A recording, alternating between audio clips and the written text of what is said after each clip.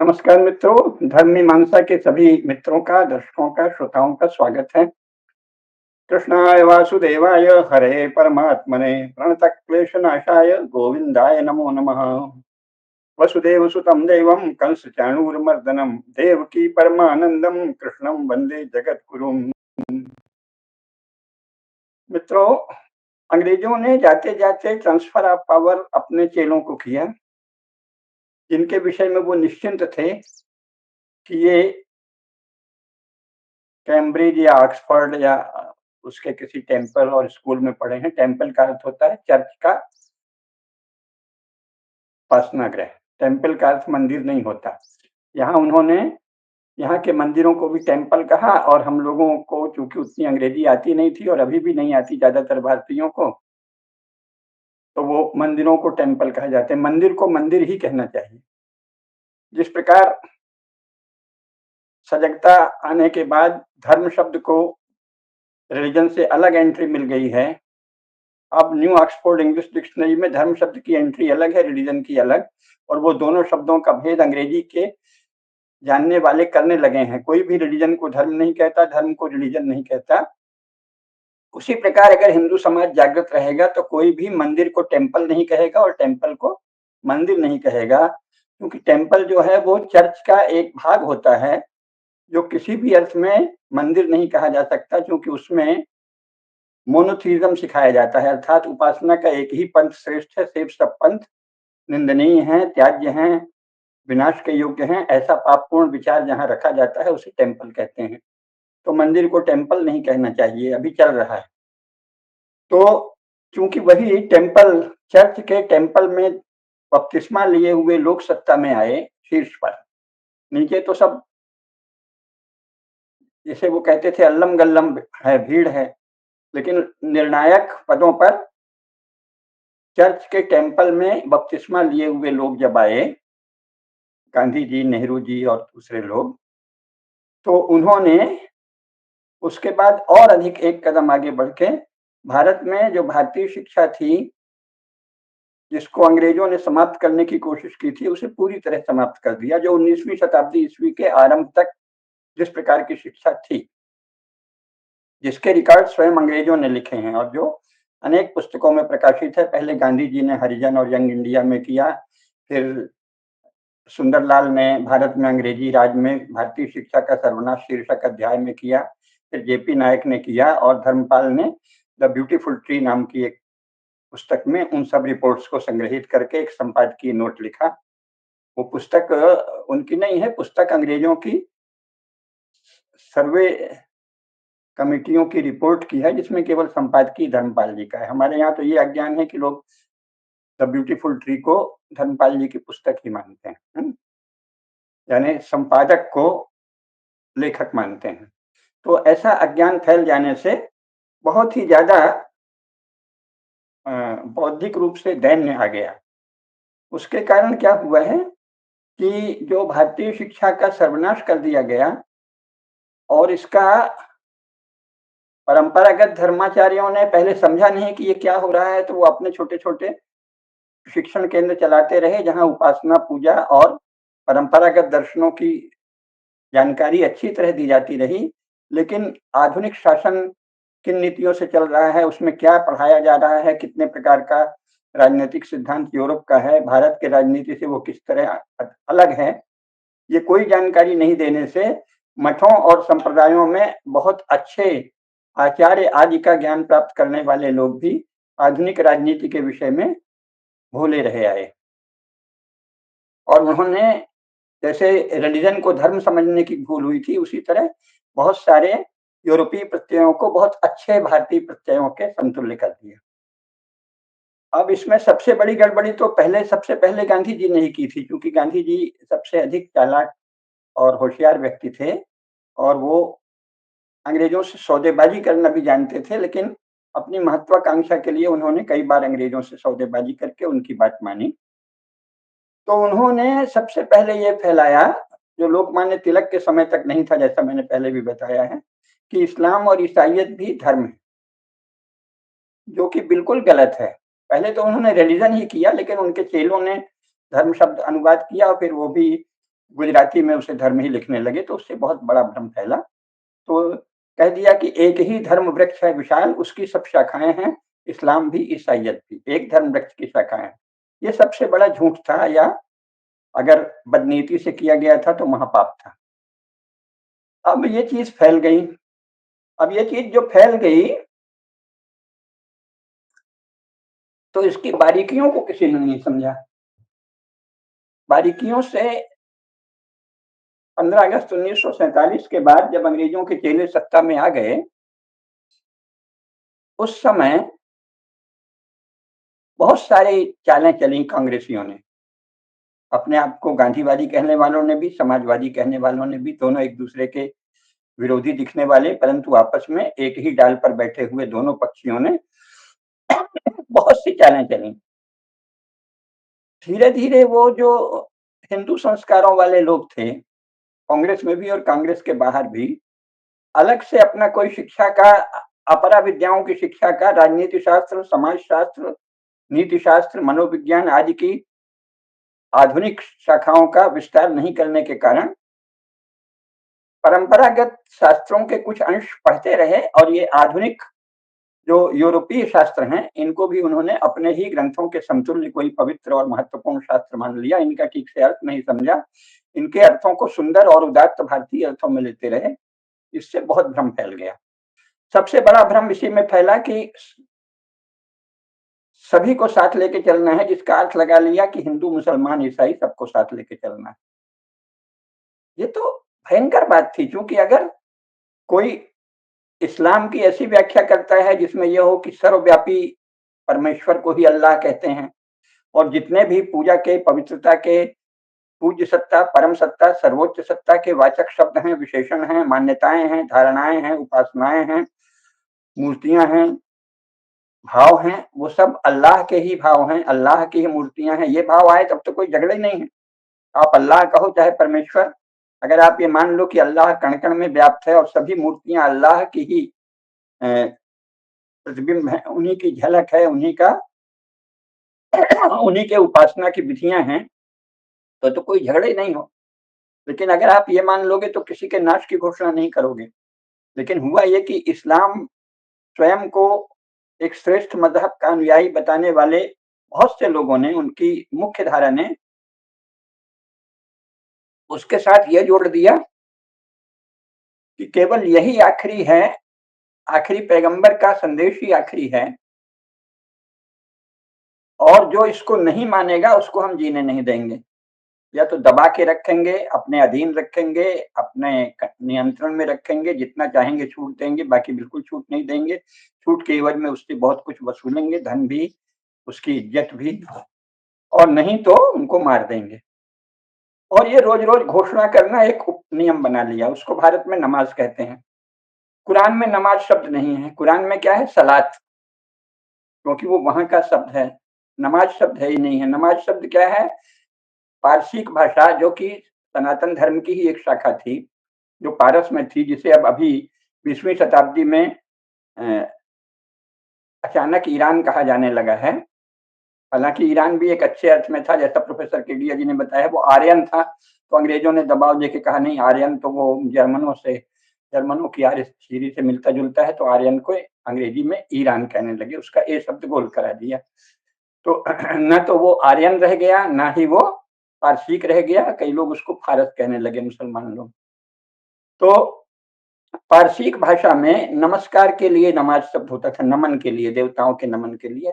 पारसीक भाषा का सुंदर सनातन धर्मी पवित्र शब्द यहाँ ले लिया और उसे सलात के गलत अर्थ में व्यवहार करने लगे। सलात बिल्कुल अलग है, नमाज बिल्कुल अलग है, लेकिन भारतीय क्षेत्र के सारे ही मुसलमान उसको नमाज कहते हैं। तो 5 बार की सलात करेंगे, उसको कह दिया 5 बार की नमाज करेंगे।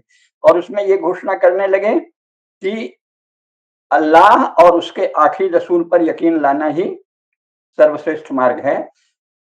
और बाद में उसकी व्याख्या करने लगे। घोषणा में तो नहीं, व्याख्या में ये बताया कि जो इसको नहीं माने उसको हम जीने नहीं देंगे, और उसको धरती में जीने का हक नहीं है, और कम से कम बराबरी से जीने का हक नहीं है। तो ये हुआ कि हत्यारों का एक गिरोह आप तैयार कर दें और उनको कहें कि ये वही हैं जो बाकी लोग हैं। तो ये तो गलत व्याख्या हो गई ना। अगर वो परम सत्ता के प्रति नमन का अर्थ हो। नमाज का जो मूल अर्थ था पारसी प्रांत में, आर्यन क्षेत्र में, जिसे बिगाड़ कर ईरान कहा जाता है और बिगाड़ कर फारस कहा जाता है, क्योंकि पा शब्द का उच्चारण अरबी में नहीं है। पारस को फारस कह दिया और बाद में आर्यन उन्होंने नाम रखा तो उसे ईरान कह दिया। तो वहां नमाज का बहुत सुंदर अर्थ था, परम सत्ता को नमन करना, जो अपने अनेक रूपों में एक साथ विश्व में व्याप्त है। लेकिन अब युवा कि नहीं, एक ही रूप है जिसका वर्णन कुरान शरीफ में है और जिसका वर्णन आखिरी पैगंबर ने किया है, और उसके सिवाय और किसी उपासना रूप की अनुमति नहीं है, किसी परम तत्व के वर्णन की अनुमति नहीं है, किसी परम तत्व की पूजा की अनुमति नहीं है। तो इसको क्या कहते हैं अंग्रेजी में, इसके लिए शब्द है मोनोथीइज्म, जो ईसाइयत से आया है। एक पंथवाद, थी माने अर्थ होता है पंथ, तो एक ही पंथ, एक ही रास्ता है, हमारे ही रास्ते पर चलोगे, बाकी सब रास्ते वर्जित हैं, दंडनीय हैं, हत्या के योग्य हैं। तो ये क्या हुआ, अनेक उपासना पंथों विविधताओं से भरा हुआ हिंदू समाज, उसके समकक्ष इसकी हत्या करने के लिए संकल्पित एक समुदाय उग्रवादी। जो साधारण मुसलमान है वो इस सब बारीकी को समझता नहीं था। अगर वो भारत में पैदा हुआ तो वो समझता था ठीक है, जैसे राम है वैसे ही अल्लाह है ना, जैसे ईश्वर है वैसे ही अल्लाह है, तो वो तो इसी श्रद्धा से रहा आया। तो साधारण लोग नहीं निर्णय लेते ना, जैसा मैंने कई बार बताया है, निर्णय तो शीर्ष नेतृत्व लेता है। तो जो मुसलमानों के नेतृत्वकर्ता लोग थे, उन्होंने इसका ये आशय लिया कि केवल उपासना का, इबादत का वही रूप अनुमति के योग्य है जो हम बताते हैं कि अल्लाह के आखिरी पैगंबर ने बताया था। क्योंकि अल्लाह के आखिरी पैगंबर ने जो बताया था वो तो कहीं दर्ज नहीं हुआ उनके समय में। बाद के लोगों ने, जिन्होंने औरों को मारा, काटा, लूटा, उन्होंने कहा कि यही रूप है, चलो उसको मान लिया। तो उसकी जो घोषणा करे, अगर आप भारत में रह रहे हैं, जिन्होंने अभी थोड़े समय पहले उसी का आग्रह करके कि हम किसी पंथ को चलने देंगे, अपना एक अलग राज्य माना, कहा कि हम इबादत का ये रूप जो मानेगा वो एक अलग कौम है। इबादत के रूप के आधार पे कौम का निर्णय कर दिया कि इबादत के इस रूप को जो मानेगा वो एक अलग कौम है, कह दिया मुसलमान एक अलग कौम है। भले वो हिंदुओं की संतान है, उनके पूर्वज हिंदू थे, पर उन्होंने इबादत का, अल्लाह को स्मरण करने का, अपने आराध्य देव को स्मरण करने का एक खास मार्ग चुन लिया। तो ये कौन हुए, वो अलग कौम हो गए। तो इसके हिसाब से तो फिर हिंदुओं में 10,000 कौम होंगी, क्योंकि कोई शैव है, कोई वैष्णव है, कोई शाक्त है, कोई भगवान कृष्ण को ज्यादा मानता है, कोई भगवान श्री राम को, कोई दोनों को, कोई शंकर भगवान को, कोई लक्ष्मी माता, कोई सरस्वती माता, कोई उपासना का ये रूप कहता है, कोई तंत्र है, आगम है, निगम है, बहुत सारे पद्धतियां हैं। आप लोग, हम सब हिंदू जानते हैं कि सैकड़ों संप्रदाय हैं, और सबको पता है कि एक केवल हमारी उपासना और साधना के लिए ये एक विधि है। अन्य पंथ भी उतने ही महत्वपूर्ण हैं, उतने ही पूज्य हैं, और अपने को थोड़ा श्रेष्ठ मानने वाले उसमें से लोग होते हैं, लेकिन उनके आचार्य तो सब यही कहते हैं कि एक ही तत्व है, उसी से सब उत्पन्न हुए हैं, और सारी शाखाएं उसी को प्राप्त करने की विधियां हैं। तो ये तो अलग हुआ। जैन भी हैं तो उन्होंने अनेकांतवाद कहा कि अनेक प्रकार से सत्य को जाना जा सकता है। हमारे यहाँ परम सत्ता को कहा कि अनंत रूपों से जाना जा सकता है। तो अनंत रूपों में, अनंत उपासना रूपों में, अनंत पंथ के रूप में एक परम सत्ता को जाना जा सकता है सनातन धर्म के सार्वभौम आधार पर, अर्थात सत्य, अहिंसा, संयम, अस्तेय आदि सार्वभौम universal values, universal human values, मानव धर्म, सर्वव्याप्त मानव धर्म के आधार पे हजारों पंथ हो सकते हैं, और वो सभी समान रूप से अपने अपने अनुयायियों के लिए महत्वपूर्ण हैं, और जीवन का आधार सामान्य धर्म रहेगा, सामान्य मानव धर्म रहेगा। इसीलिए मनुस्मृति का नाम क्या है, मानव धर्म शास्त्र। तो मानव धर्म को मानने वाले और मानव धर्म की हजारों शाखाएं स्वाभाविक मानने वाले, और उनमें निकष या कसौटी क्या है कि शाखाएं तो रहेंगी, पर कोई भी शाखा सनातन धर्म का सत्य, अहिंसा, संयम, अस्तेय आदि का उल्लंघन नहीं करेगी। इस सार्वभौम मानव मूल्य, सार्वभौम मानव धर्म को मानने वाले हजारों पंथ संभव है। ये मानने वाला एक विराट हिंदू समाज है, और केवल हमारा पंथ जीवित रहेगा, या हमारा पंथ ही पूरी तरह मान्य होगा। शेष सब या तो हमारे नियंत्रण में हमारे दास की तरह रहेंगे, हमको उनकी संपत्ति का नियमित अंश मिलेगा, उनकी इज्जत हमसे कम होगी, और हम जब चाहेंगे उनकी इज्जत में डाका डालेंगे और नहीं तो हम उनको मार डालेंगे, ये मानने वाला दूसरा हुआ। तो सबके प्रति, जीवन के सभी रूपों के प्रति सनातन आधारों पर, सार्वभौम आधारों पर, यूनिवर्सल वैल्यूज के आधार पे सबको अधिकार देने वाला एक समूह है, एक विराट समूह है, जो इस समय भारत में 100 करोड़ है, वर्तमान भारत में। जबकि जबकि एक बहुत बड़ा हिस्सा अफगानिस्तान बन गया, पाकिस्तान बन गया, बांग्लादेश बन गया। उससे पहले नेपाल, म्यांमार आदि, लंका तक भी सनातन धर्म को ही मान्यता थी, पर उसको अभी छोड़ भी दें तो इतना तो था ही ना। अफगानिस्तान, पाकिस्तान, बांग्लादेश, ये तो अभी 20वीं शताब्दी ईस्वी में गए हुए हैं। इसके पहले Azerbaijan, Tajikistan, Turkmenistan, Kazakhstan, Kyrgyzstan, ये भी 19वीं शताब्दी तक भारत के ही अंग थे, सनातन धर्म के ही अंग थे, तो ये चले गए। लेकिन जो बचा हुआ अंश अभी है, कल को वो फिर लिए जा सकते हैं, उसकी बात अभी नहीं कर रहे हैं। जो बचा हुआ अंश है उसमें तो 100 करोड़ हिंदू हैं। ये 100 करोड़ हिंदू मानते हैं कि उपासना के बहुत से पंथ संभव हैं, उपासना के बहुत से रूप संभव हैं, सहज संभव हैं, क्योंकि परम सत्ता है, उसका पात्रता भेद, अधिकार भेद, ज्ञान भेद, दृष्टि भेद से हम सब उसका अनुसरण करते हैं। और जो लोक जीवन है, जो सामान्य मानव जीवन है, लोक जीवन है, वो सनातन धर्म के आधार पर, अर्थात यूनिवर्सल ह्यूमन वैल्यूज के आधार पर चलेगा। सत्य है, अहिंसा है, संयम है, अस्तेय है, और अपरिग्रह यानी बहुत ज्यादा खर्च नहीं करना, दूसरे की संपत्ति पर नजर नहीं रखना, गिद्ध दृष्टि नहीं रखना, दूसरे का हिस्सा नहीं छीनना, न्याय, सत्य, अहिंसा, समता, न्याय, अस्तेय, बंधुता, प्रेम, इसके आधार पे विविध पंथ संभव है, ये मानने वाला एक विशाल 100 करोड़ का समाज है। और अब 10-11 करोड़ का एक समाज है जो कहता है कि नहीं, हम इन 100 करोड़ के सारे उपासना रूपों को मार डालेंगे, नष्ट कर देंगे, या अपने अधीन, अपने कंट्रोल में इस तरह रखेंगे कि उनका दमन करेंगे, पैरों के तले रखेंगे, दबा कर रखेंगे। हम जो चाहेंगे वो होगा, हम जब चाहेंगे, जैसा चाहेंगे वैसा होगा। अगर हम चाहेंगे तो हमारे मस्जिद के सामने से कोई बाजा बजाते नहीं गुजर सकता, लेकिन हम जोर से नमाज पढ़ सकते हैं। हम आप अपने घर में उपासना करने बैठे हैं, पूजा करने बैठे हैं, तो भी हम जोर जोर से चिल्ला सकते हैं। हम जब अपना मुहर्रम या कोई भी एक जुलूस निकालेंगे, उसको आपकी गलियों से ले जाएंगे शाम से, और आप हमारा स्वागत करिए। लेकिन हमारी गली से आप आए तो हम आपको मार डालेंगे, पत्थर मारेंगे, लाठी चलाएंगे, गोली चलाएंगे, जितना हो सकेगा नष्ट कर देंगे। तो ये क्या हुआ, एक और सहज जीवन के सार्वभौम आधार, उदात्त आधार, सनातन धर्म के आधार, यूनिवर्सल ह्यूमन वैल्यूज के आधार पर जीने वाला विशाल समाज है। अगर केवल वर्तमान भारत की बात करें तो उसमें 100 करोड़ हिंदू हैं जो इसी सिद्धांत को मानते हैं।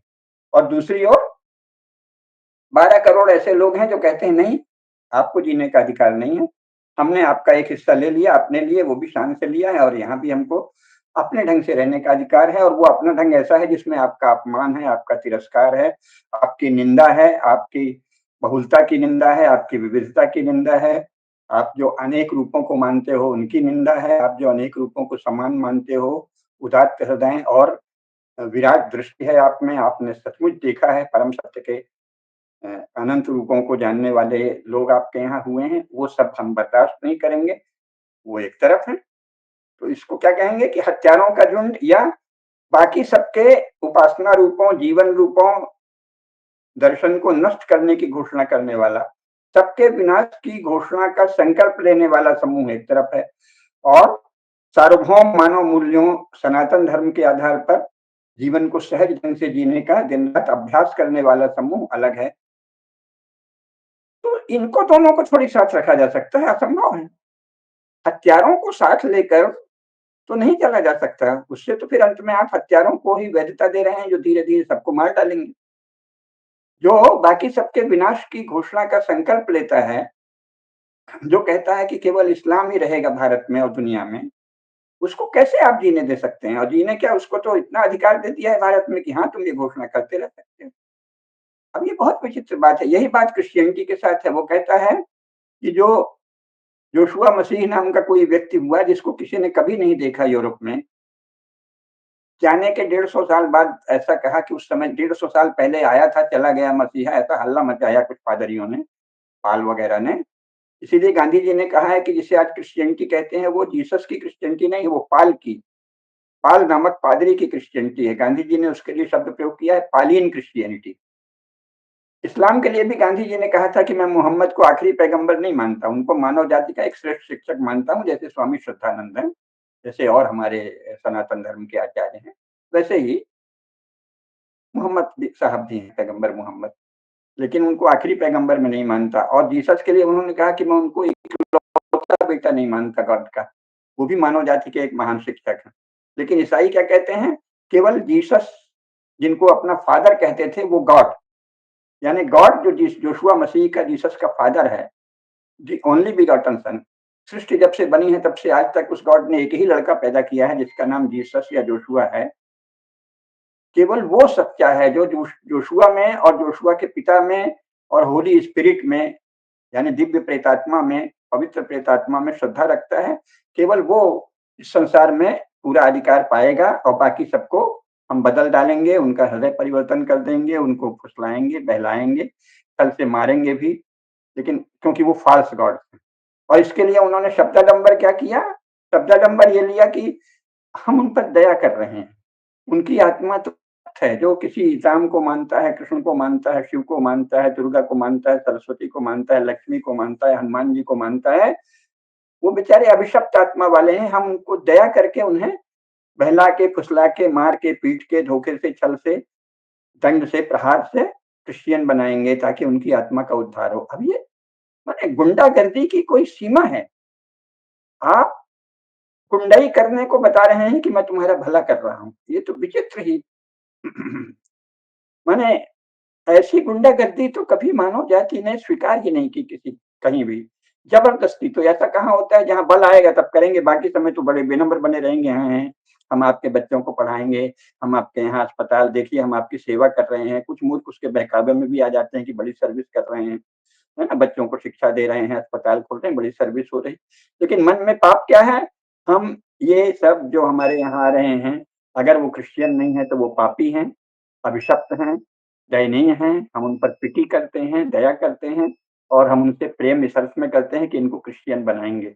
इनका धर्म बदल देना, इनके धर्म को, सनातन धर्म को नष्ट कर देना, यही प्रेम। ये तो विचित्र बात है। सनातन धर्म का नाश ही सनातन धर्म के अनुयायियों से प्रेम है। ये क्रिश्चियन रात दिन ये प्रचार करते हैं। दूसरे देवता सब फॉल्स हैं, फॉल्स गॉड्स हैं, झूठे देवता हैं, इनका नाश करना है, इनकी पूजा को समाप्त कर देना है, यानी सनातन धर्म को नष्ट कर देना है और केवल क्रिश्चियनिटी को रखना है। यही हमारा प्रेम है। अब ये और गुंडागर्दी है।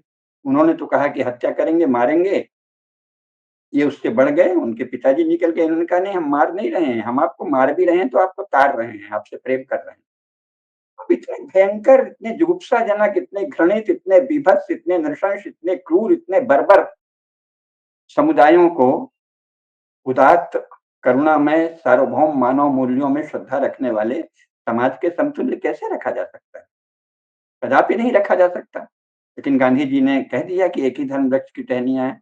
इसके बाद बाकी सब लोगों ने सर्वधर्म समभाव का रट लगा दिया। सर्वधर्म समभाव तो अच्छी बात है, लेकिन सर्वधर्म समभाव यानी सर्वधर्म समभाव, धर्म अधर्म समभाव नहीं है। पुण्य के सभी रूपों में सम्मान का भाव रखना, पुण्य और पाप में संभाव नहीं है, क्योंकि इससे तो जीवन असंभव हो जाएगा। आप कह देंगे कि चोर और जो चोर नहीं है, सत्यनिष्ठा से जीवन जी रहा है, उनमें भी हम संभाव रखेंगे तो कोई न्याय व्यवस्था, कोई समाज व्यवस्था एक दिन नहीं चल सकती। भारत की दंड संहिता उसी समय नष्ट हो जाएगी जैसे ही आपने धर्म और अधर्म में संभाव कहा, पुण्य और पाप में संभाव कहा, है ना, चोर और सत्यनिष्ठ जीवन में संभाव कहा, अहिंसा और हत्यारों में संभाव कहा, अहिंसक, तपस्वी, महात्मा और हत्यारा दोनों में संभाव कहा। ये तो सर्वधर्म संभाव हिंदी में बोलते हैं ना, लेकिन उसका असली अर्थ है कि धर्म और रिलीजन को एक मानना। उसका अर्थ है कि तपस्वी और चोर को एक मानना। उसका अर्थ है कि पुण्य से धन कमाने वाला और दिन रात छल, प्रपंच, धोखाधड़ी, हत्या, मारकाट से किसी तरह दूसरे का धन छीनने वाला, दोनों एक है। ये क्या, ऐसे तो संसार का कोई समाज नहीं चल सकता। न्याय असंभव है, लेकिन भारत में इसको साकार किया गया। तो ये एक असंभव बात है। अब अज्ञान के कारण ज्ञान की साधना को बंद कर दिया। भारतीय ज्ञान परंपरा जिसमें न्याय दर्शन है, वैशेषिक दर्शन है, तर्कशास्त्र है, वो प्रारंभिक स्तर पर बहुत बारीक व्याकरण का और तर्क का ज्ञान देते हैं। इसके बाद फिर पूर्व मीमांसा, उत्तर मीमांसा आदि तो हैं ही। योग जैसा अद्भुत दर्शन है जो इंद्रिय, मन और बुद्धि की सूक्ष्मताओं को, विशेषताओं को, क्रियाओं को और उनकी साधना के रूपों को बताता है, जिससे आप बारीक से बारीक चीज को समझ सकते हैं कि इसमें कौन सा मनोभाव है, इसके पीछे कौन सा भाव है। हर एक भाव के पीछे है कि इसके पीछे उदात्त है कि अनुदात्त है, क्या है, प्रेम है कि क्रोध है, ईर्ष्या है कि द्वेष है, लोभ है कि मोह है, और वो भी तीव्र है कि मृदु है कि मध्य है ना? कहा है ना, वितर्का हिंसा दया कृतकारिता अनुमोदिता लोभ क्रोध मोह पूर्व का मुद मध्यादि मात्रा। और फिर कहा ये तो अनंत फल हो जाते हैं। जैसे कि हिंसा है, तो हिंसा आपने की है या कराई है या उसका अनुमोदन किया, वो भी हिंसा है। फिर तीव्रता से हिंसा की जा रही है या मृदु है या मध्य है, फिर लोभ पूर्वक है, क्रोध पूर्वक है कि मोह पूर्वक है, और उसके अनंत रूप हैं। ऐसे ही सारे ही पुण्यों के भी अनंत रूप हैं और पापों के भी अनंत रूप हैं। इतनी बारीक दृष्टिकोण देता है योग दर्शन। वो पढ़ाया नहीं गया तो क्या चल गया है? सबका साथ सबका विकास का अर्थ है हत्यारे का साथ, और जिसको वो मारना चाहता है, जो अच्छा संयमित सुंदर भव्य जीवन जीता है उसका। यानी श्रेष्ठ जीवन और श्रेष्ठ जीवन का हत्यारा, दोनों का साथ। तो दोनों का विकास असंभव है। अगर आपने सत्पुरुष और हत्यारे को साथ लिया तो हत्यारा सत्पुरुष को मार डालेगा, तो विकास तो फिर केवल हत्यारे का होगा। अगर आपने सबका साथ सबका विकास की ये व्याख्या की कि सत्पुरुष और हत्यारा दोनों का साथ है, तो जो विकास किसका होगा? हत्यारे का। विकास किसका होगा? आगजनी, बलात्कार, लूट, मारकाट करने वाले का। क्योंकि जो ये सब नहीं करता उसको ये मार डालेगा, और आप कहेंगे सब सर्वधर्म समभाव, सबका साथ सबका विकास। तो उदात्त शब्दों, उदात्त प्रत्ययों, उदात्त विचारों का भी अगर ज्ञान सम्यक न हो तो अनर्थ हो जाता है। सबका साथ हिंदू दृष्टि है, सबका साथ कितना उदात्त है, सभी को साथ लेकर चलो। क्यों? क्योंकि ये जो हिंदू समाज है, हिंदू जीवन है, हिंदू राज्य परंपरा है, ये सदा से सबका साथ लेने वाली रही है। लेकिन वहां सबका साथ था कि मानव धर्म का पालन करने वाले सभी समूहों का साथ, जो अपने अपने ढंग से अपनी अपनी विशेषता को बनाए रखते हैं, लेकिन सनातन धर्म का, मानव धर्म का, यूनिवर्सल ह्यूमन वैल्यूज का उल्लंघन नहीं करते। यानी जो मनुष्य हैं, मनुष्य वो है जो मानव धर्म का पालन करता है। जैसे आग का धर्म क्या है? जलाना। तो आग वो है जो जलाती है। पानी का काम क्या है? द्रवण। जो द्रव है बहता है, गिरता है, ऊपर से नीचे की ओर जाता है, जब तक उसकी गति बलपूर्वक नहीं बदली जाए। और जो जीवन देता है वो जल है। जो बहती है और जिससे सांस भी मिलती है वो हवा है। जो चतुर्दिक व्याप्त है, अनंत, और जिसका गुण शब्द है वो आकाश है ना? और ये जो जिस गंधवती पृथ्वी है, ये ठोस है, धारण करती है, धृतिशील है, और इसमें तरह तरह की गंध भी है, ये पृथ्वी है। तो इसके सबके गुण हैं। ये तो ठीक है, इनको सम्यक रूप से जानिए। लेकिन ये कि इनको नाश करने वाले सनातन धर्म क्या है? सभी तत्वों को सम्यक रूप में जानना और जीवन के सभी रूपों का सम्मान। लेकिन जीवन के सभी रूपों का सम्मान थोड़ी, ये थोड़ी जीवन के सभी रूपों का सम्मान ना, ये थोड़ी कि हत्या के रूप और जीवन के रूप दोनों को समान मानना। जो पृथ्वी, वायु, अग्नि, आकाश, जल, इनका संरक्षण करे, संवर्धन करे, इनको पवित्र रखे, और जो इनका नाश करे, दोनों को समान मानना। जो ज्ञान की उपासना पर बल दे और जो अज्ञान को फैलाने पर बल दे, उसको भी समान मानना। सबका साथ जो है हिंदू दृष्टि, सबका साथ का अर्थ है मनुष्य का, सभी प्रकार के मनुष्यों का साथ। तो सभी प्रकार के मनुष्य कौन है? जो मानव धर्म का पालन करे, यूनिवर्सल ह्यूमन वैल्यूज का पालन करे। सत्य, अहिंसा, प्रेम, पवित्रता, भाईचारा। भाईचारा तो एक भ्रामक शब्द है उर्दू का, उसका पता नहीं क्या अर्थ होता है।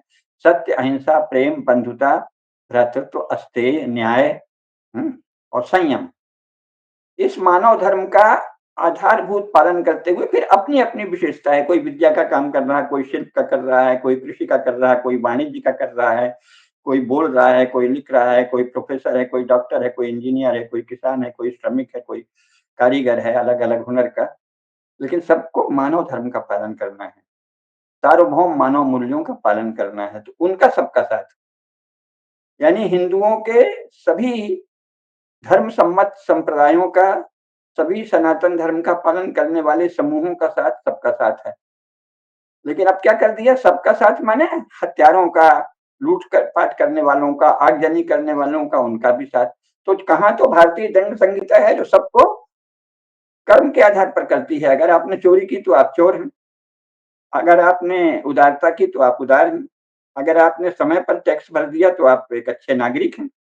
लेकिन कांग्रेस ने क्या किया, संविधान के इस सुंदर सिद्धांत में एक तत्व को छेड़ दिया, जो उस समय केवल ये कहा गया था कि शासन तो अब हम हिंदुओं का, बहुसंख्यक का होगा, लेकिन अल्पसंख्यकों को भी अपने ढंग से उपासना करने की स्वतंत्रता होगी।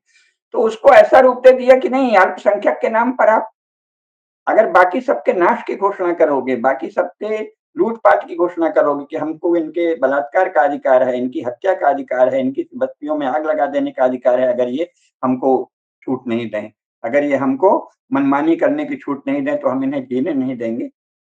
उसको भी अधिकार, उसको संरक्षण देना अल्पसंख्यक के नाम पे। और ऊपर से हिंदुओं को ये सिखाने, अब वो जो हिंदूवादी लोग हैं, भाजपा के लोग हैं, वो भी यही करने लगे कि सबका साथ माने हिंदू और मुसलमान का साथ। ये तो अर्थ नहीं था। सबका साथ का अर्थ है हिंदुओं के सभी संप्रदायों को साथ लेना। और हिंदू कौन है? संसार के सभी लोग हिंदू हैं जब तक वो पापी और अधर्मी नहीं हो। सनातन धर्म को मानने वाला, सनातन धर्म क्या है? धृति क्षमा दमो स्तेयम शौचम इंद्रिय निग्रह धीर विद्या सत्यम अक्रोध दशकम धर्म लक्षणम। मनु ने क्या कहा है? इसी को सामान्य धर्म कहा है, सामासिक धर्म कहा है, मानव धर्म यही है। महाभारत में इसके और विस्तार से 21 गुण गिनाए गए हैं, किसी किसी स्मृति में 11 गुण गिनाए गए हैं, लेकिन मूल मनु का जो है 10 का फिर और कर दिया कि प्रजा पालन और आश्रितों पर अनुकंपा, अनुग्रह आदि आदि बना दिया, है ना? उसी का विस्तार, सबको संक्षेप रूप में जिसे कोडिफाई करना कहते हैं, सबका जो कोडिफाई कर दिया है मनु ने। मनु आधार है, मनु की जो परिभाषा है वो आधार क्या है? धृति क्षमा दमो स्तेयम। धृति, गंभीरता से धैर्य पूर्वक हर काम को करना, ये नहीं कि उतावली में नहीं नहीं हम तो बस यही, हम इसी को मानते हैं और इसको जो नहीं मानेगा उसे मार देंगे, ये धृति नहीं। समाज को समझना, विश्व के व्यापार की विविधता को समझना, मानव जीवन की विविधता को समझना, उपासना और ज्ञान रूपों की विविधता को समझना, अज्ञान रूपों की भी विविधता को समझना, दुराग्रह की भी विविधता को समझना। दुराग्रह के बहुत रूप हैं। मेरा ही मजहब श्रेष्ठ है, भले वो सनातन धर्म का, मानव धर्म का उल्लंघन करता है, ये सबसे भयंकर दुराग्रह है। और इस्लाम और ईसाइयत के नाम पे, रिलीजन के नाम पे ये बहुत दुराग्रह किए जाते हैं। बाद में 15 अगस्त 1947 के बाद राजनीति के क्षेत्र में कुछ और बड़े ही विचित्र उपद्रवी तत्व पैदा हो गए जो बोले हम सोशलिस्ट हैं, सोशलिज्म को सबको मानना पड़ेगा, कम्युनिज्म को सबको मानना पड़ेगा। अरे तू मानना, तू सोशलिस्ट बन, तू कम्युनिस्ट बन, दूसरे को क्यों माने? शासन तो सोशलिस्ट नहीं हो सकता, शासन तो कम्युनिस्ट नहीं हो सकता, शासन तो यूनिवर्सल ह्यूमन वैल्यूज के आधार पर ही चलेगा। मूल संविधान में ये बात थी भी, तो आपातकाल इमरजेंसी लगा के इंदिरा गांधी ने उसको कम्युनिस्टों की मदद से सोवियत संघ के इशारे पे नष्ट कर दिया। और बाकी लोग जो आए वो भी चलने दे रहे हैं। अजीब सा आलस्य है, कायरता है, कातरता है, अज्ञान है, क्या है पता नहीं। क्योंकि भाजपा के लोगों का तो ये आस्था नहीं है, लोगों की तो ये श्रद्धा नहीं है कि वो धर्म और अधर्म को एक माने, पुण्य और पाप को एक माने, लेकिन जाने क्यों राजनीति में चलने दे रहे हैं। तो ये तो पाप है ना, पुण्य और पाप को बराबर मानना, हत्यारे और श्रेष्ठ सदाचारी धर्म में व्यक्ति को समान मानना, ये तो पाप है। और अब यही हो रहा है। और सबका साथ के नाम पे हिंदू मुसलमान को साथ लेने का आग्रह, ये तो महापाप है। भाई जिस समय सबका साथ लेने की बात करें उस समय हिंदू मुसलमान का कोई नाम ही नहीं आना चाहिए। हम क्या जाने मुसलमान ईसाई, एक और तो कहते हैं कि ये उपासना की आपकी आस्था की चीज है, तो फिर संविधान में मुसलमान, ईसाई, अल्पसंख्यक आदि शब्द ही नहीं होने चाहिए।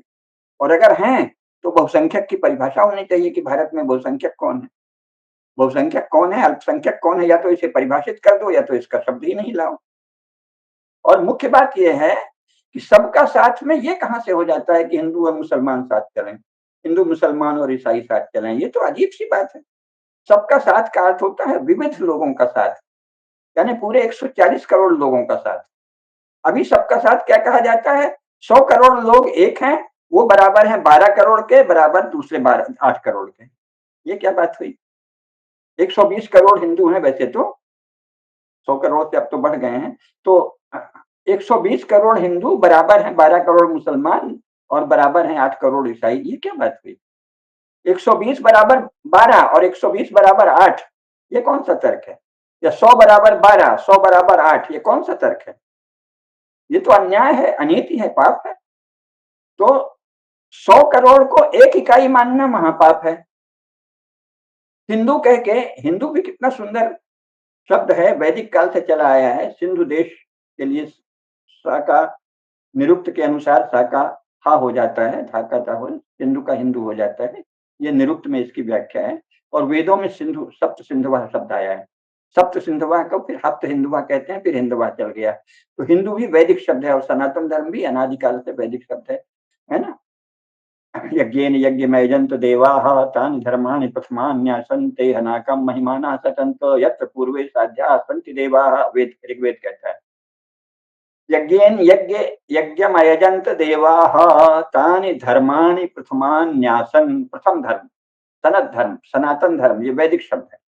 और सप्त सिंधुवः भी वैदिक शब्द है, यानी हिंदू भी। तो हिंदू धर्म का अर्थ होता है सनत धर्म, सनातन धर्म, प्रथम धर्म। प्रथम धर्म क्या है? सत्य, रीत, यज्ञ, धर्म, सृष्टि चक्र।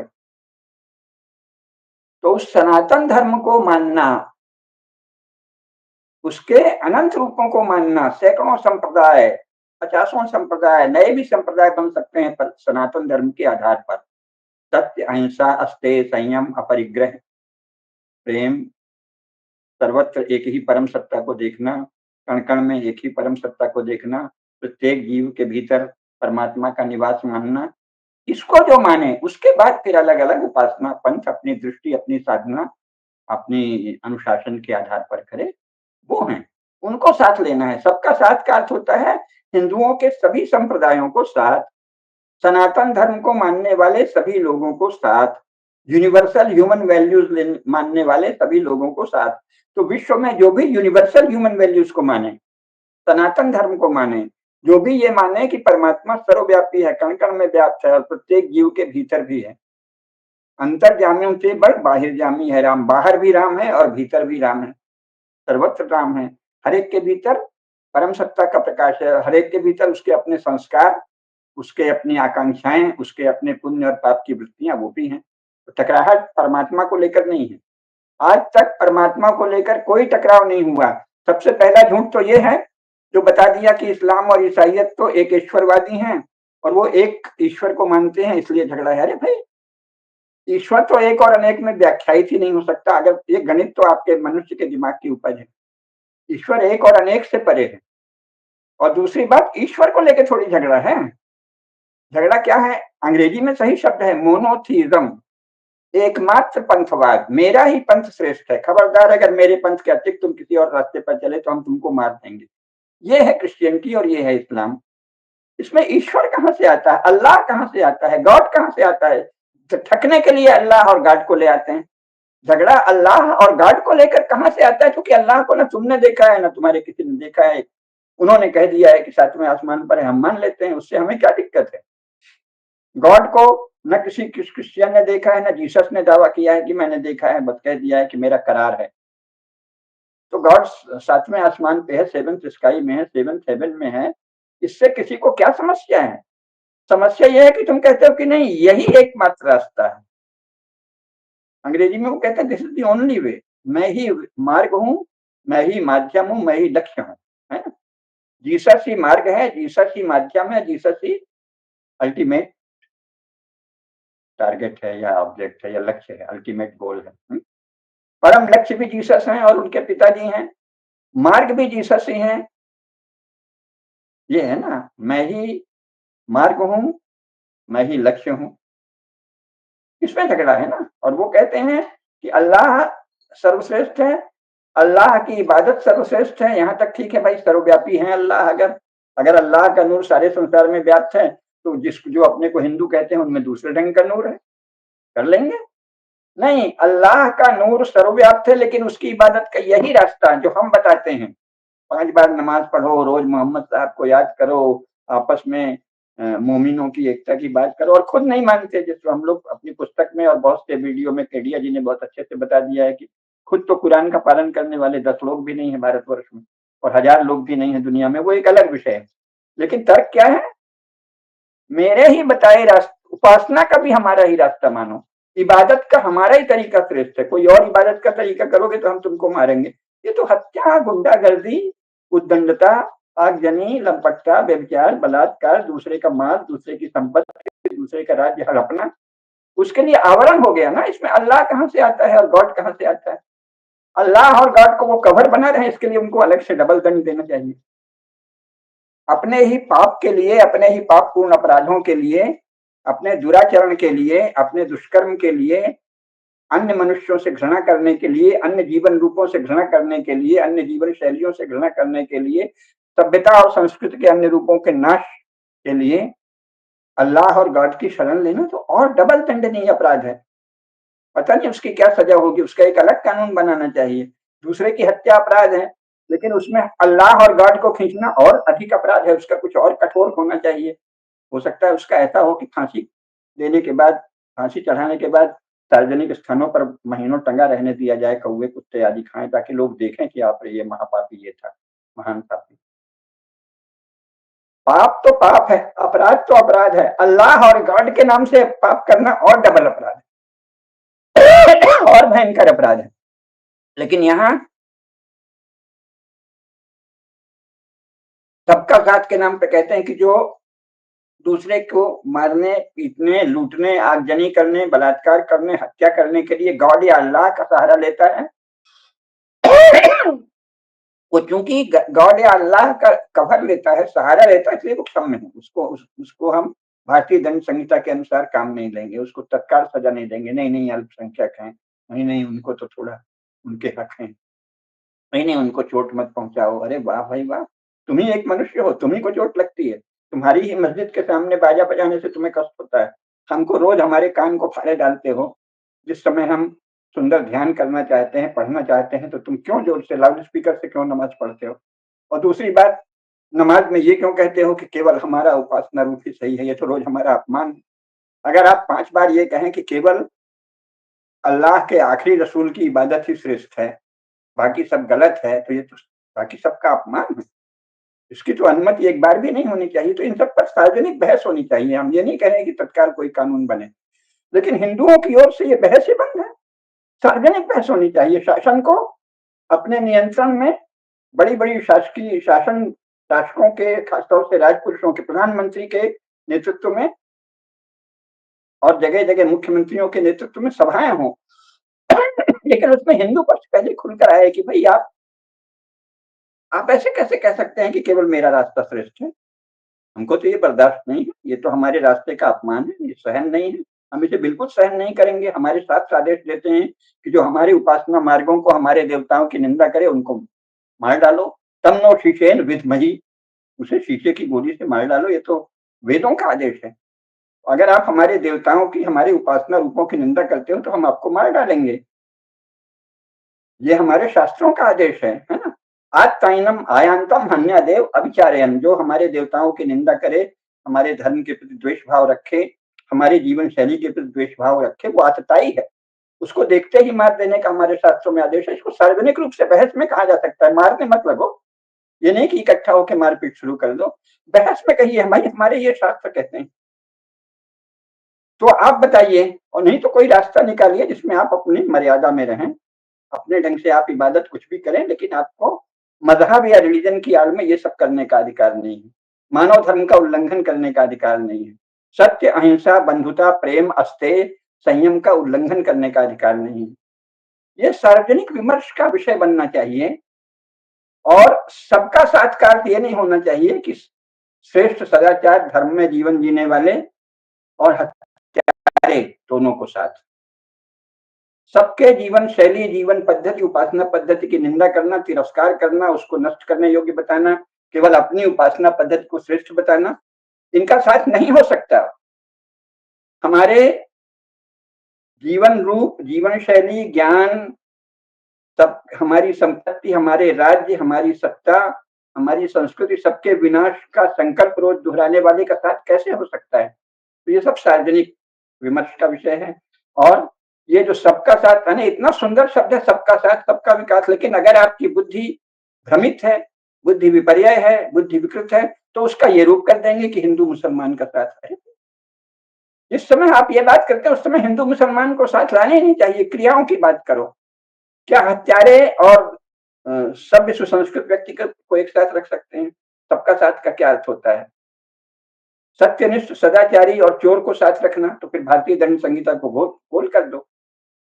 अगर अधर्म और धर्म को साथ रखना है, पाप और पुण्य को साथ रखना है, चोर और साहू को साथ रखना है, साहूकार को, तो दंड संहिता समाप्त करिए भाई। सबका साथ का यदि ये अर्थ होता है तो कैसे चलेगा? तो ये क्या है? बुद्धि का विपर्य हुआ है। इसकी शुरुआत किसने की? गांधी जी ने की। लेकिन गांधी जी ने कोई डंडा नहीं मारा है। बाद में जिनके मन में चोर है, जो हिंदू समाज से द्वेष करते हैं, उसको नष्ट करना चाहते हैं, उन्होंने गांधी का कवर ले लिया। गांधी गांधी गांधी रटके और इतना बड़ा झूठ फैला दिया। आज भी इस झूठ को लिया जा रहा है। गांधी एक बहाना है, मकसद हिंदुत्व दबाना है ना? तो गांधी तो अब बहाना बन गया है। सबका साथ भी बहाना बन गया है, जिसमें विशाल हिंदू समाज को एक इकाई मान लेना। 120 करोड़ हिंदू हैं, या 100 करोड़ भी जो लोग कह रहे हैं, तो 100 करोड़ हिंदुओं में कम से कम 100 संप्रदाय हैं। इनको आप ये इस्लाम और ईसाइयत के समकक्ष कैसे रखते हैं? जबकि ये तो दूसरों के नाश की घोषणा करते हैं और ये कहते हैं कि नहीं, सबको मानव धर्म के अनुसार जीने का अधिकार है। तो बौद्धिक विपर्य, बुद्धि विभ्रम फैलाया जा रहा है, लेकिन फैलाने वाले बुद्धि विभ्रम के शिकार नहीं है। उनकी कोई बदनीयती है, उनकी कोई मंशा खराब है, उनके चित्त में पाप है। तो हिंदू समाज में में युवा पीढ़ी में ऐसे ज्ञान के आग्रही, सत्य के आग्रही, तेजस्वी लोग आए और सार्वजनिक रूप से इन बातों को कहें कि भाई हत्यारे का सदाचारी से साथ कैसे हो सकता है, चोर का साहूकार से साथ कैसे हो सकता है, हमारे विनाश की घोषणा करने वाले का और हमारा साथ कैसे हो सकता है। सबका साथ का अर्थ होता है सभी सदाचारी समूहों को साथ आना, सभी धर्ममय समूहों को साथ आना। सनातन धर्म, मानव धर्म, हिंदू धर्म को मानने वाले हजारों प्रकार के संप्रदाय दुनिया भर में है। अमेरिका में है, ऑस्ट्रेलिया में है, कनाडा में है, फ्रांस में है, इंग्लैंड में है, जर्मनी में है, सब जगह है जो मानव धर्म को मानते हैं। और सनातन हिंदू तो है ही मानव धर्म को मानने वाले, मन को मानने वाले। तो ऐसे सभी मानव धर्म को मानने वाले विविध प्रकार के समूहों का साथ ही सबका साथ है, उनका ही विकास होना है। सबका साथ का अर्थ धर्म और अधर्म का साथ नहीं है, पुण्य और पाप का साथ नहीं है, साहूकार और चोर का साथ नहीं है, सदाचारी और हत्यारे का साथ नहीं है, साधु और हत्यारे का साथ नहीं है। इसके विषय में बौद्धिक स्पष्टता बारंबार लानी चाहिए, क्योंकि धीरे धीरे जिनको भारत से द्वेष है, हिंदू धर्म से द्वेष है, हिंदू धर्म से घृणा है, जो लोग हिंदू धर्म का नाश करना चाहते हैं, क्योंकि ये विश्व में शुभ और प्रकाश का संदेश देने वाला धर्म है, जो कहता है अस्तोमा सद्गमय, तमसोमा ज्योतिर्गमय, मृत्योर्मा अमृतंगमय। ऐसा उदात्त, जहाँ कोई किसी उपासना रूप किसी महापुरुष इस पर आग्रह नहीं है। पहले तो सार्वभौम कथन है, इसके बाद फिर सभी महापुरुष जो सार्वभौम धर्म का पालन करें उनका सबका सम्मान है। ऐसा उदात्त, कल्याणकारी और विश्व के लिए शुभावह जो हिंदू धर्म है, उसको धर्म के नाश के लिए संकल्पित समुदायों के और उनके कवर के पाप के आवरण के साथ रखना बहुत बड़ा दोष है। जो लोग इसको रख रहे हैं, इसके जो मूल रूप हैं वो दोषी हैं, वो मानवता के दोषी हैं, वो धर्मद्रोही हैं, देशद्रोही हैं, सनातन धर्म के द्रोही हैं, भारत द्रोही हैं। और जो लोग इसको अब जो बाकी लोग हैं उनको बौद्धिक रूप से तेजस्विता के साथ इस पक्ष को रखना आना चाहिए। हिंदुओं में से इस बात का बारीकी पर जाना चाहिए, स्पष्ट रूप से सत्य का आग्रह करना चाहिए। ये नहीं हाँ हाँ हाँ सब एक है, हिंदू मुस्लिम भाई भाई, भाई निरर्थक बात है। जो भाई भाई है उसका हिंदू मुस्लिम सवाल ही नहीं आएगा, क्योंकि वहां आचरण की बात है। भाई भाई है ना, ये भी सच्चा वो भी सच्चा, ये भी प्रेम में वो भी प्रेम में, ये भी अहिंसक वो भी अहिंसक, न ये हत्या करेगा न वो हत्या करेगा, न ये उसको लूटेगा न वो इसको लूटेगा। वहां इस्लाम कहाँ से आता है? इस्लाम ईसाइयत केवल उपासना इबादत के रूप में होना चाहिए, लेकिन सार्वजनिक रूप से कहीं भी ये घोषणा करने की अनुमति नहीं होनी चाहिए कि केवल मेरा रिलीजन या मेरा मजहब श्रेष्ठ है, क्योंकि ये दूसरों का अन्याय और अपमान है, पाप है। ये नष्ट कर दिए जाने योग्य है, ऐसी घोषणा कुचल देने योग्य है, दंड के योग्य है, अपराध है। और विशाल संप्रदाय, सैकड़ों संप्रदायों वाले महान हिंदू समाज को एक इकाई मान के हिंदू हिंदू हिंदू कितना सुंदर शब्द है, हिंदुओं का संगठन हो, हिंदू समाज साथ हो। अब इसको धीरे धीरे ऐसे कर दिया है कि हिंदू और मुसलमान को आमने सामने रखे हैं। ये क्या बात है? समुद्र है, एक विशाल समुद्र है और फिर एक झील है, कुछ बड़ी झील है, कोई छोटी झील है, तो आप कह रहे हैं समुद्र और झील सब साथ हो, इसका क्या अर्थ है? निरर्थक बात है ना, एक अनावश्यक बात है। हिंदू मुस्लिम साथ हों, ये एक निरर्थक बात है। भाई सदाचार संपन्न सभी लोग साथ हों, वो कौन सी इबादत करते हैं ये उनका काम है, वो शैव हैं कि शाक्त हैं कि वैष्णव हैं कि अल्लाह को मानते हैं कि गॉड को मानते हैं, ऐसे कहिए। साथ आने के समय हिंदू मुस्लिम शब्द का उच्चारण इस रूप में गलत है कि हिंदू मुस्लिम कैसे एक हो सकते हैं, जब तक इस्लाम ये कहता है कि हमारा ही मजहब श्रेष्ठ है। और हिंदू ईसाई कैसे हो सकते हैं जब तक क्रिश्चियन कहते हैं कि केवल हमारा गॉड सत्य है, ट्रुथ है और बाकी सब फॉल्स है। इसको मत लाइए, जो सार्वभौम कसौटी है, जो भारतीय दंड संहिता के अनुसार दंडनीय अपराध है उनको, और जो भारतीय दंड संहिता के अनुसार निर्दोष सदाचारी लोग हैं उनको साथ कैसे लाया जा सकता है? तो इस पे बौद्धिक रूप से खुल के बात होनी चाहिए। और जो लोग इस झूठ को फैलाए रहे हैं, गांधी जी ने फैलाया था अंग्रेजों के इशारे पर, इसके बाद गांधीवादियों ने फैलाया अपने संप्रदाय का राज्य करने के लिए। और अब संविधान की दुहाई झूठी देते हैं। संविधान भी एक पॉलिटिकल डॉक्यूमेंट है और वो 100 बार बदला जा चुका है, तो उसकी सही व्याख्या हो जानी चाहिए जो यूनिवर्सल ह्यूमन वैल्यूज के आधार पर हो। उस पर अलग से चर्चा करते रहे हैं, आगे भी करेंगे। अभी मुख्य बात यह है कि सबका साथ का अर्थ सदाचारी और पापी का साथ, पुण्यात्मा और पापी का साथ, अधर्मी, धर्मनिष्ठ और अधर्मी का साथ नहीं है, श्रेष्ठ सदाचारी और हत्यारे का साथ नहीं है, साहूकार और चोर का साथ नहीं होता, सबका साथ होता है सबका साथ, यानी मानव धर्म का पालन करने वाला, सदाचार परायण, कानून के अनुसार चलने वाला, कानून की वास्तविक जो मूल आत्मा है उसके अनुसार चलने वाला। ये नहीं कि कानून भी अंग्रेजी कांग्रेसियों ने बहुत विचित्र से बना दिए, कानून भी धर्म सम्मत होने चाहिए। मानव धर्म, ह्यूमन यूनिवर्सल ह्यूमन वैल्यूज का को अप्लाई करने वाला कानून होना चाहिए, उसका पालन करने वाले सभी मनुष्यों की सभी धाराएं समान हैं, उनको साथ लेना है। सबका साथ का अर्थ हिंदुओं को एक इकाई मान के मुसलमान और ईसाई, यानी समुद्र और झील या छोटा सा तालाब या कोई गड्ढा जिसमें गंदा पानी भरा है, सबको समान नहीं माना जा सकता, सबका साथ आना संभव भी नहीं है। समुद्र और गंदे पानी का गड्ढा, इनको साथ लाने की बात कहना किसी बदनीति का प्रमाण है। तो हिंदू एकता के साथ जहाँ कहते हैं कि मुसलमान नहीं तो हिंदू भी नहीं, तो वो बदमाश है या झूठा है या गलत है या भ्रांत है। हिंदू तो सभी हैं, जब जो सनातन धर्म का, मानव धर्म का पालन करे और भारत में जो ज्ञान परंपरा रही है इसका सम्मान करे, हमारे शास्त्रों का सम्मान करे और सर्वव्यापी परमात्मा को माने, कण कण में व्याप्त परमात्मा को, वो सब हिंदू हैं। वेदों को माने, जो वेदों को परम ज्ञान का आधार माने, वो सब हिंदू हैं। तो उन हिंदुओं यानी सनातन धर्म को मानने वाली सभी धाराओं को साथ लाने की बात करनी चाहिए। उस समय ये हिंदू मुसलमान ईसाई सब साथ हैं, ये बात कहना बदनीयती है, बदमाशी है, झूठ है। ऐसी बात कभी होनी नहीं चाहिए, क्योंकि वो मुसलमान और ईसाई क्या है ये मुसलमान ईसाई बताएंगे। हमको तो ये जानना है कि वो यूनिवर्सल ह्यूमन वैल्यूज को मानते हैं या नहीं, ये सार्वजनिक जीवन में बस इतना मतलब है। हिंदुओं को इस्लाम और ईसाइयत से बस इतना सा मतलब है कि तुम मानव धर्म को मानते हो या नहीं, हमको इतने से मतलब है। तुम्हारी इबादत का क्या रूप है वो हम लोगों के लिए अबूझ है, क्योंकि हमारे यहाँ तो भाई योग दर्शन है, शास्त्र हैं, इतने सुंदर महिमा मंडित विस्तार से उनकी व्याख्या है, हम उसको समझते हैं। अब आप लोग क्या कहते हो इस्लाम को, ईसाइयत को, वो इतनी अबूझ सी पहेली है। बाइबिल को पढ़िए आप, न्यू टेस्टामेंट को, अजीब सा लगता है, कैसी कैसी कहानियां हैं विचित्र सी, वो साधारण हिंदू समझ ही नहीं सकता।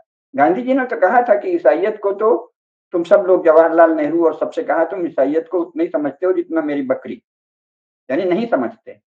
तो ईसाइयत और इस्लाम की जो तकनीकी शब्दावली है, उनकी आपस की बातें हैं, वो हमारे लिए अबूझ हैं, उनकी बात करनी नहीं चाहिए। इसलिए हमको हिंदू मुस्लिम ईसाई ये साथ लेने की बात नहीं करनी चाहिए। सभी सदाचारी लोग साथ आए, सभी सत्यनिष्ठ लोग साथ आए, सभी मानव धर्म को मानने वाले लोग साथ आए।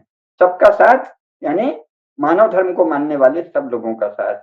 और हिंदुओं के सामने कोई मुसलमान या ईसाई ऐसा कोई विचार ही नहीं है। अगर आप सर्वव्यापी परमात्मा को मानते हो, अगर आप ये मानते हो कि जो राम हैं, जो कृष्ण हैं, जो शिव हैं, जो दुर्गा हैं, जो लक्ष्मी हैं, जो सरस्वती हैं, वही अल्लाह हैं और वही गॉड हैं, तो हमारे लिए आप ठीक हैं। अगर आप इनका निषेध करते हो तो हमारे लिए आप गलत हैं। तो उनका साथ आप हो ही नहीं सकता। तो इसलिए इन बातों पर स्पष्टता आवश्यक है। जैसा मैंने शुरू में ही कहा, हत्यारे और सदाचारी का साथ नहीं हो सकता, चोर और साहूकार का साथ नहीं हो सकता, हमारे विनाश की घोषणा करने वाले का और हमारा साथ नहीं हो सकता, सनातन धर्म की निंदा करने वाले का और सनातन धर्म के अनुयायियों का साथ नहीं हो सकता। और सबका साथ मूलतः हिंदू दृष्टि है, जिसका अर्थ होता है मानव धर्म को पालन करने वाले सदाचार परायण सभी समूहों का साथ। सीधी-सी बात। अब उसमें ये मुसलमान वाला जो भी एंगल लाता है, चाहे वो गांधी हों, चाहे कोई बात के, तो वो राजनीतिक लोग हैं, किसी दुष्ट प्रयोजन से ऐसी बात करते हैं। मुसलमान और ईसाई हिंदू के संदर्भ में कोई शब्द ही नहीं है, क्योंकि हिंदू में जहाँ इतने संप्रदाय हैं, आपका भी कुछ होगा।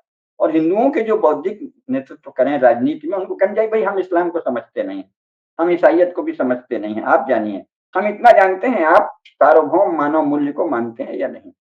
और अगर आप हमारे हत्या और हमारे संपत्ति और हमारे राज्य के विनाश की बात करते हैं, तो आप हमारे लिए आतताई हैं, हम आपको नष्ट करेंगे। और इसकी सार्वजनिक बात हो कि हम क्यों नहीं आपको नष्ट करें, और आपका साथ हमारा साथ कैसे हो सकता है।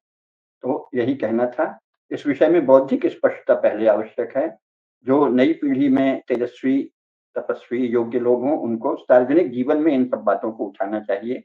जब हम इन सब बातों को निर्भय होकर उठाएँगे, अभी कोई मार-काट की बात नहीं है, कोई उत्पात की बात नहीं है, बातों को उठाएँ, अपना पक्ष रखना सीखें। पहले से ही कह के नहीं, नहीं, नहीं झगड़ा नहीं हो, शांति रखो, इसलिए हम सत्य नहीं बोलेंगे, निर्भयता पूर्वक अपना पक्ष नहीं रखेंगे, ये बंद होना चाहिए।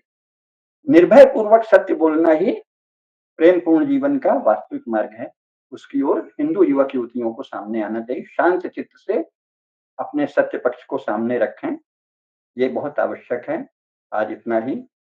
धर्म की जय हो, अधर्म का नाश हो, प्राणियों में सद्भावना हो, विश्व का कल्याण हो। नमः पार्वती पतये, हर हर महादेव।